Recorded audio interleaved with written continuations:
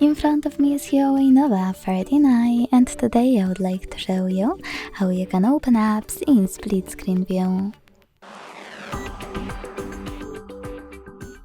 Begin by selecting an app you wish to use in this view and launching it in the background.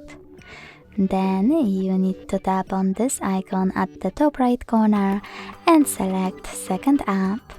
With both of them opened like that, hold this line at the top of your pop-up view window and drag your window all the way up or all the way down. When you see gray area, let go. As you can see now, I can use both at the same time. If you wish to go back from this mode, drag one of your apps all the way up or all the way down and hit home button.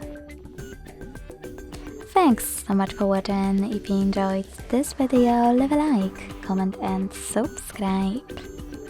Bye!